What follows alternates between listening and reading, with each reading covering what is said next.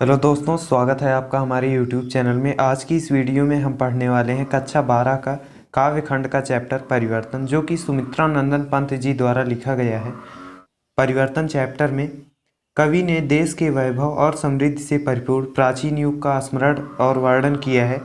परिवर्तन की निरंतर गतिशीलता की ओर संकेत करते हुए कवि ने बताया है कि समय के अनुसार देश के भौगोलिक, ऐतिहासिक, सामाजिक, सांस्कृतिक तथा राजनीतिक क्षेत्र में क्रांति और परिवर्तन होते रहते हैं। चलिए चैप्टर को शुरू करते हैं। कहाँ आज वह पूर्ण पुरातन वह सुवर्ण काल।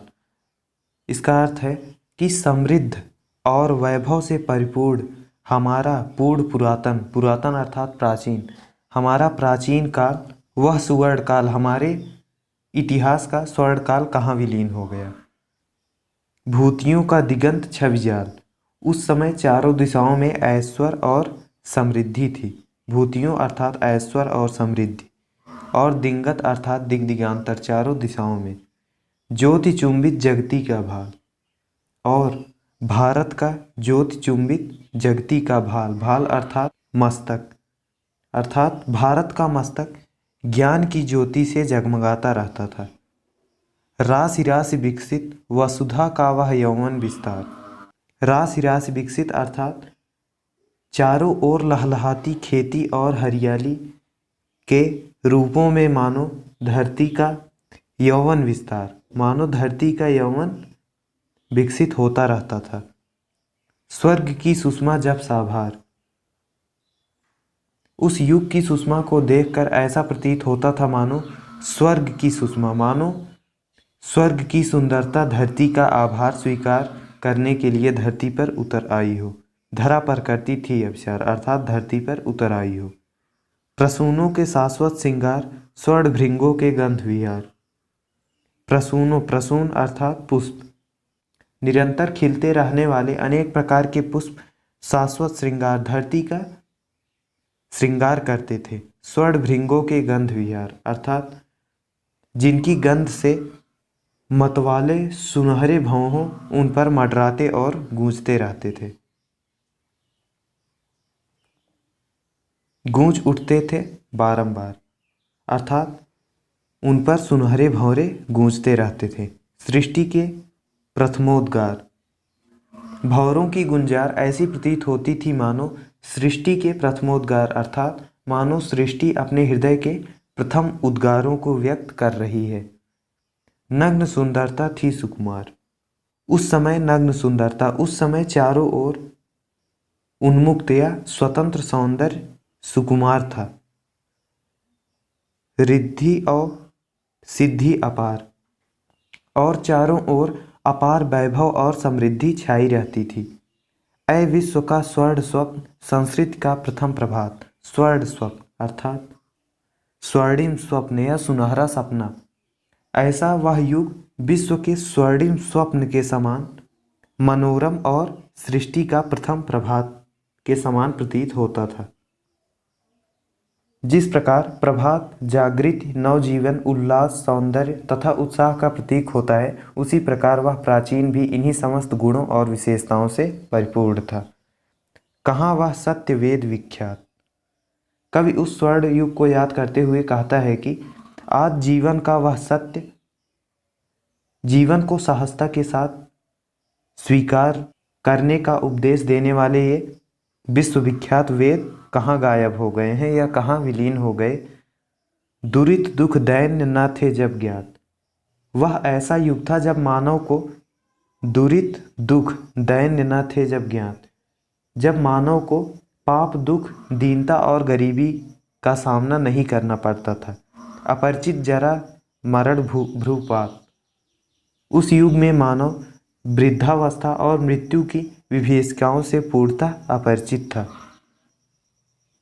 हाय सब मिथ्या बात। यहाँ पर पुराने समय के स्वर्णिम युग को याद करते हुए पंत जी कहते हैं कि वर्तमान समय की, हाय सब मिथ्या बात, वर्तमान समय की दयनीय दशा को देखकर कल के वैभव व समृद्धि का भला कौन, आज तो सौरभ का मधुमास, भला कौन विश्वास करेगा। आज तो सौरभ का मधुमास अर्थात आज तो अतीत की वे सारी बातें व्यर्थ और झूठी प्रतीत होती हैं। शिशिर में भरता सूनी सांस। और आज तो चारों ओर बसंत बिखेर देने वाला शिशिर अर्थात जाड़े का रूप धारण कर सूनी सांस, जाड़े का रूप धारण कर निर्जनता में गहरी सांसें भर रहा है। अर्थात मानव जीवन की सुख समृद्धियां आज दुख और दीनता में बदल गई हैं। वही मधुरित की गुंजित डाल अर्थात बसंत ऋतु में भंवरों के समूहों से गुंजायमान झुकी थी जो यौवन के भार। वृक्षों की जो डालियां नए नए पत्तों और मंजरों या फूलों से लदकर झुक जाती थी अकिंचना में निज तत्काल। आज वही डालियां नौ पत्ते और पुष्पों के लिए तरस रही हैं। सिहर उठती जीवन है भार। और दूसरों के सुख आनंद पहुंचाने वाली डालियां आज अपने ही जीवन के लिए भार बन गई हैं। आज पावस नद के उद्गार। इन पंक्तियों में परिवर्तनशीलता का उल्लेख करते हुए कवि कहते हैं, आज पावस नद के उद्गार। नद अर्थात नदी। कहते हैं कि आज वर्षा ऋतु में बाढ़ लाकर जो नदियाँ काल के बनते चिन्ह कराल, जो नदियाँ चारों ओर भीषण तबाही मचा देती हैं, वही नदियाँ वर्षा ऋतु के बीत जाने के पश्चात अपना अस्तित्व बचाने के लिए संघर्ष करती रहती हैं। प्रात का सोने का संसार जला देती संध्या की ज्वाल। प्रात का सोने का संसार अर्थात यहाँ पर कवि कहते हैं कि सवेरा होने पर सूर्य की जो प्रथम सोने का संसार, सूर्य की जो प्रथम सुनहली किरणों के कारण समस्त धरती और पूरी प्रकृति सोने के रंग में रंग जाती है, जला देती संध्या की ज्वाल। पर दिन चढ़ने पर सूर्य की गर्मी से उस सुनहले संसार को जलाकर भस्म कर देता है। अखिल यौवन के रंग उभार। यौवनावस्था में, यौवन अर्थात यौवनावस्था में शरीर के सुंदर रंग और उभार उसे आकर्षक बना देते हैं, हड्डियों के हिलते कंकाल। किंतु वृद्धावस्था आने पर वही मानव शरीर हड्डियों का सिर्फ ढांचा रह जाता है और उसकी हड्डियां कमज़ोर हो जाती हैं। कचों के चिकने काले व्याल। केचुली का सिगार अर्थात काले सर्प के समान दिखने वाले चिकने सुंदर जो काले बाल होते हैं। केचुली का सिगार। केस सर्प की केचुली के समान बेजान हो जाते हैं और उलझ जाते हैं। जब वह इंसान वृद्धावस्था में चला जाता है तो उसके केस जो उसके बाल हैं वो भी बेजान हो जाते हैं। गूंजते हैं सबके दिन चार, सभी फिर हाहाकार। यहाँ पर इस प्रकार हमारे जीवन में सुख अस्थायी रूप से नहीं रहता, सिर्फ 4 दिनों का सुख रहता है, सभी फिर हाहाकार। और उसके बाद 4 दिनों के बीतने के बाद दुख का आना तय है।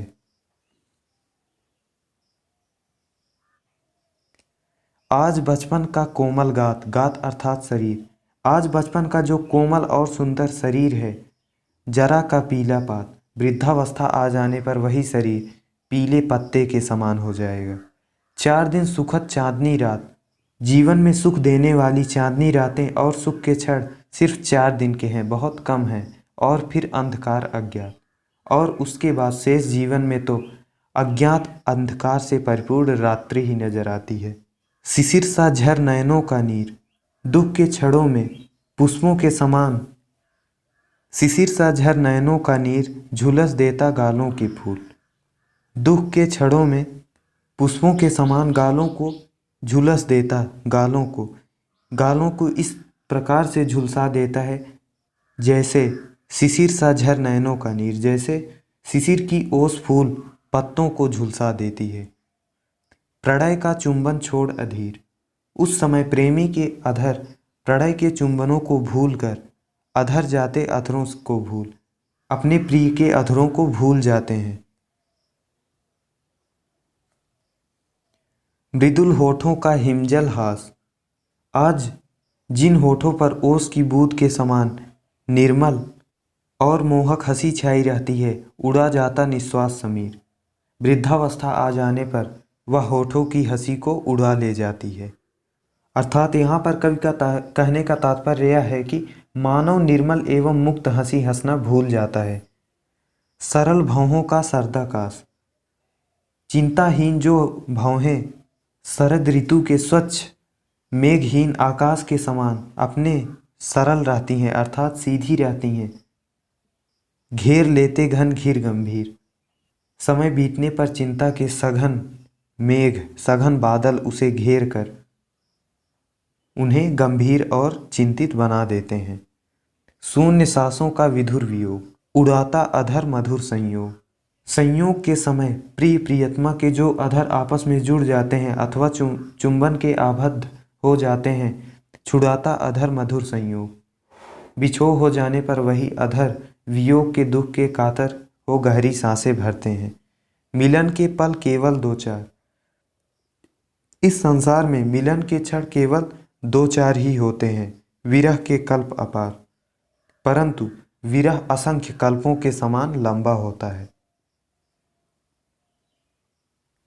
अरे वे अपलक चार नयन, आठ आंसू रोते निरुपाय। यहाँ पर सुमित्रा नंदन पंत जी कहते हैं कि प्रिय विरह के कारण उत्पन्न दुख से व्यक्ति की आंखें पथरा जाती हैं। अपलक चार नयन, व्यक्ति की आंखें पथरा जाती हैं। वह बिना पलक झपकाए अपने प्रिय की यादों में आठ आंसू रोते निरुपाय, अपने प्रिय की यादों में खोया हुआ फूट फूट कर रोता रहता है। उठे रोओं के आलिंगन, उस समय वह पूरी तरह असहाय हो जाता है। उसे अपने उठे रोओं के आलिंगन अर्थात अपनी विवशता, असहायता और अकेलेपन के कारण जीवन में आगे आने वाली दुखों की कल्पना करके व्यक्ति सिहर उठता है, कांप उठता है, कसक उठते कांटों से है, और उसके शरीर का एक एक रोआं उठकर खड़े हो जाते हैं। उठे रोओं के आलिंगन अर्थात उसके रोए खड़े हो जाते हैं। कसक उठते कांटों से है, मानो वे रोम एक दूसरे का आलिंगन करने के लिए उठ खड़े हुए हैं। भय से खड़े वे रोम उसके मन में पीड़ा की ऐसी कसक उत्पन्न करते हैं मानो उसके शरीर में कांटों को चुभो दिया गया हो। किसी को सोने के सुख साज, मिल गया यदि ऋण भी कुछ आज। सुमित्रा नंदन पंत जी इन पंक्तियों में कह रहे हैं कि आज किसी को सोने के सुख साज, आज किसी को सुख सुविधाओं के साधन मिल गए यदि ऋण भी कुछ आज, अगर उधार भी मिल गया है, यदि किसी को सुख सुविधाओं के साधन उधार भी प्राप्त हो जाएं, तो भी चुका लेता दुख काल ही ब्याज, तो भी काल उसे इतना कमज़ोर और दुखी बना देता है कि उसे प्राप्त सारे साधन ब्याज सहित चुकाने पड़ जाते हैं। काल को नहीं किसी की लाज, और यहाँ पर कवि ने समय को निर्लज्ज महाजन की तरह माना है कि काल को किसी भी समय को किसी की भी लाज नहीं होती। विपुल मणि रत्नों का छविजाल, इंद्रधनुष की सी छटा विशाल। कवि कहते हैं कि मानव द्वारा असंख्य मणियों और रत्नों के रूप में, मणि रत्न अर्थात मणियों और रत्नों के रूप में संचित संपत्ति इंद्रधनुष की सी छटा विशाल, इंद्रधनुष की तरह चकाचौंध करने वाली होती है। विभव की विद्युत ज्वाल, चमक है छिप जाती तत्काल, चकाचौंध करने वाली है और अत्यंत मोहक होती है, पर वह उसी क्षण भर में नष्ट हो जाने वाली भी है। जिस प्रकार चमक छिप जाती है तत्काल, जिस प्रकार बिजली की आग अपनी चमक बिखेर कर क्षण भर में छुप जाती है या गायब हो जाती है, उसी प्रकार वैभव और सुख संपत्ति का भी जीवन में सिर्फ कुछ क्षणों के लिए ही प्रभाव रहता है। मोतियों जड़ी ओस की डार, हिला जाता चुपचाप बयार। जिस प्रकार किसी डाल पर पड़ी मोतियों जड़ी, किसी डाल पर पड़ी मोतियों के समान चमकती ओस की बूंदें हिल जाता चुपचाप बयार, बयार अर्थात हवा। जिस प्रकार किसी डाल पर पड़ी मोतियों के समान चमकती मन को मुग्ध कर देने वाली ओस की बूंदें हवा के एक ही झोंके से डाल से अलग होकर धरती पर गिर जाती हैं और डाल को शोभाहीन कर देती हैं, उसी प्रकार समय रूपी क्रूर हवा झोंके क्षण भर में व्यक्ति द्वारा अर्जित किए गए सुख समृद्धि और धन को अपने साथ उड़ा ले जाता है। खोलता इधर जन्म लोचन, मूदती उधर मृत्यु छड़ छड़। कवि कहते हैं कि यह संसार परिवर्तनशील है। एक ओर जन्म, यहाँ पर जन्म लोचन अर्थात जन्म के समय लोचन अर्थात नेत्र, यहाँ पर जन्म की बात की गई है। कवि कहते हैं कि एक ओर जन्म की कोमल अंगुलियां जीवन की पलक उठाकर उसकी आंखें खोल देती हैं, तो दूसरी तरफ मूदती उधर मृत्यु क्षण क्षण, तो दूसरी तरफ मृत्यु का हाथ आगे बढ़ाकर अगले ही पल उन्हें बंद कर देती हैं। अभी उत्सव अवहास उल्लास, अभी अवसाद अस्त्र उच्छ्वास। कवि कहते हैं कि अभी उत्सव अवहास उल्लास। कवि कहते हैं कि जहाँ अभी कुछ समय पहले ही उत्सव हो रहा था, लोग हंस हंस कर उल्लास मना रहे थे, अभी अवसाद अस्त्र उच्छ्वास, वहीं अब मौत के तांडव का दुख से आंसू और आहें शेष रह गई है। अचिरता, अचिरता अर्थात अस्थिरता, अचिरता देख जगत की आप, अर्थात संसार की इस अस्थिरता को देखकर शून्य भरता समीर निश्वास। पवन भी दुखी है, डालता पातों पर चुपचाप ओस के आंसू नीलाकाश। ओस के आंसू नीलाकाश, पहले इस वाली लाइन के व्याख्या को देखेंगे कि परिवर्तनशीलता को देखकर दुख की वजह से नीला आकाश भी ओस के आंसू डालता पातों पर चुपचाप। नीला आकाश भी ओस के आंसू की बूंदें अपने आप डालता पातों पर चुपचाप वृक्षों के पत्तों पर टपका देता है। सिसक उठता समुद्र का मन, गहन गंभीर सागर भी सिसकने लगता है। सिहर उठते उडुगन, उडुगन अर्थात असंख्य तारे, और असंख्य तारे भी कांप जाते हैं इस दृश्य को देखकर। अहे निष्ठुर परिवर्तन, हे हृदयहीन परिवर्तन, तुम्हारा ही तांडव नर्तन। तुम्हारे ही तांडव अर्थात तुम्हारे ही प्रलयंकारी नृत्य के फलस्वरूप विश्व का करुण विवर्तन, विश्व में करुण अर्थात विश्व में दुख होता रहता है। तुम्हारा ही नयनोन्मीलन, तुम्हारे आँख खोलते ही संसार में उथल पुथल मच जाती है। निखिल उत्थान पतन, और सारी उन्नति पतन में बदल जाती है, सारी उन्नति अवनति में बदल जाती है। अहे वासुकी सहस्त्र फन, सहस्त्र फन अर्थात हजारों फन वाले वासुकी नाग, हजारों फन वाले वासुकी नाग की तरह लक्ष्य अलक्षित चरण तुम्हारे चिन्ह निरंतर। वासुकी नाग की तरह तुम्हारे लक्ष्य अलक्षित, तुम्हारे न दिखाई देने वाले किंतु हर क्षण चलने वाले लाखों चरण छोड़ रहे हैं जग के विच्छत वक्षा स्थल पर। तुम्हारे लाखों चरण विश्व की घायल छाती पर, वक्ष स्थल अर्थात छाती, विश्व की घायल छाती पर दिन रात अपने चिन्ह छोड़ते रहते हैं। सत सत फनोच्छ्वसित स्फीत फूतकार भयंकर घुमा रहे हैं घनाकार जगती का अंबर। कवि यहाँ पर कहते हैं कि तुम्हारे भयंकर फूफकार सारे संसार में उथल पुथल मचा रहे हैं। घनाकार जगती का अंबर घुमा रहे अर्थात सारे संसार में उथल पुथल मचा रहे हैं। मृत्यु तुम्हारा गरल दंत कंचुक कल्पांतर।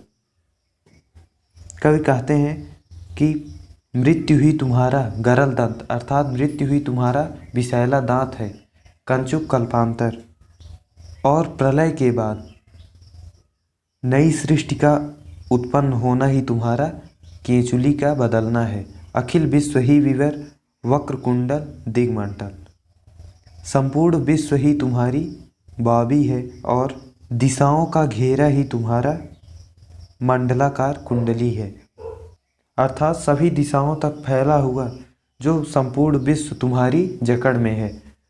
तो ये चैप्टर आपका यहीं पर ख़त्म होता है। आपको वीडियो कैसा लगा कमेंट करके ज़रूर बताइएगा। वीडियो पसंद आया हो तो वीडियो को लाइक कर दीजिए, और अगर आपने अभी तक हमारे चैनल को सब्सक्राइब नहीं किया है तो सब्सक्राइब कर दीजिए और बेल आइकन को ज़रूर प्रेस कर दीजिएगा। कक्षा 12 के जितने भी वीडियोज़ हैं सारे वीडियोज़ आपको प्लेलिस्ट में मिल जाएंगे, हिंदी व्याख्या की वीडियोज़, और प्लेलिस्ट की लिंक आपको डिस्क्रिप्शन में मिल जाएगी, वहाँ से आप लोग सारी वीडियोज़ को देख सकते हो। थैंक्स फॉर वॉचिंग, मिलते हैं अगली वीडियो में।